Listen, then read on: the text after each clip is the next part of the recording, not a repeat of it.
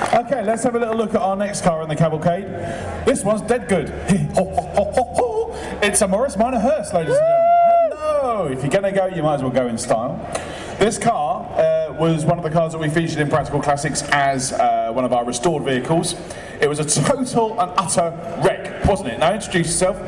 Oh yes, I'm Andrew Bywater of the Morris Minor hearse company, if I can remember what I am now.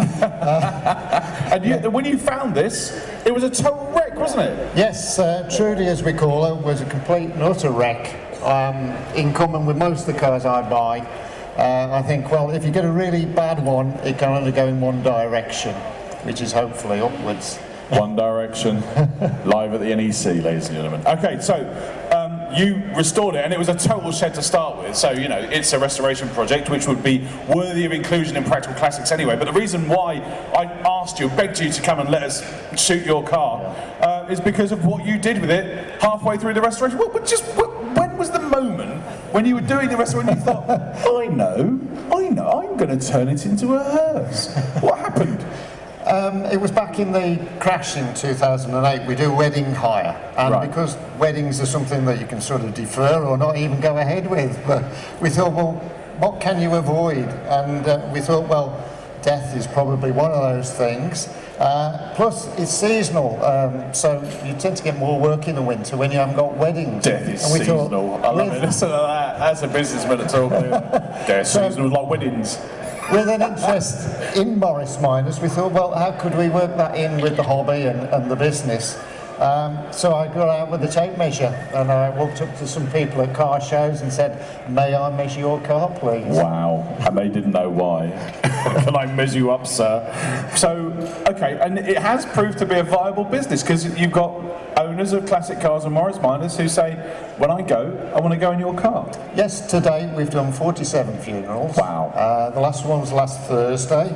We've got another one in the book for a week on Monday. Brilliant. Well, if you want to book yourself in with him, he's taking bookings over there later on this afternoon. Obviously, don't have to be too specific about dates, but you know. It's not something you want to rush into. No, it's not something you want to rush into, you know.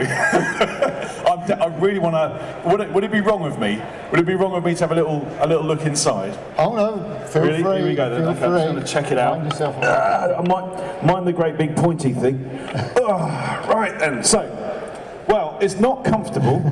But there again, I don't suppose your clients mind that. They don't. I'll tell you what, I'd definitely fit, you know. That's fantastic. Yeah, well, it's very comfortable in here, actually. And I think, I don't know, did they make these originally? Because this looks like it's a really good fit in here. What is this? Where did you find it? This deck has come out of is that what you call it? Okay, yeah, the technical term is a deck, Danny. It came out of a Mercedes hearse that was due to be banger raced, and we actually booked the deck 12 months in advance when they were coming up to the meeting from Cornwall. So one Sunday morning, these banger cars, stacked 3 on top of a low loader, arrived, and 4 men came out with this coffin deck on a Sunday morning at 8 o'clock, 8-roller Mercedes coffin deck, dropped it in our garage, and then Judith, my wife, and I set to with the jigsaw to cut it down to fit the Morris.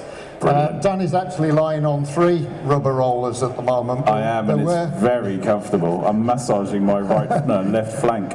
There were originally 8, but we've cut them down to 3 for Morris. I'll tell you what, if anybody wants to take a picture of this, and you can email it to the editors of some of my competitor magazines, they'd love it, wouldn't they? They think that's great. Right, I'm coming out, and that's the first time I've ever done that, and probably the last, one would hope. Anyway, that's it's fantastic what you've done. And how long did it take you to do? It took us about 18 months altogether with the paintwork. The paintwork was a little bit of a job. It's a fantastic job. I did the wood on my Traveller when I had a Traveller, and it's nothing like as good as this. This is really good. Where did you get the ash from? The ash came from Steve Foreman at Sussex. Woodies.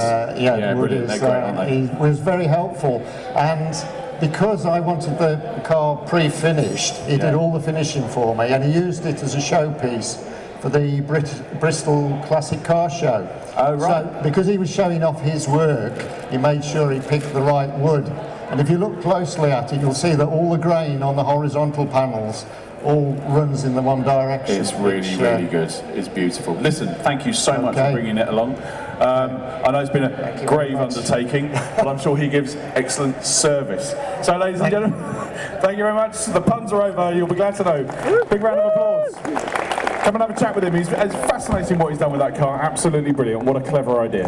Brilliant. Okay, so next up we have an Austin 16. Thank you very much. Goodbye. But not farewell. An Austin 16.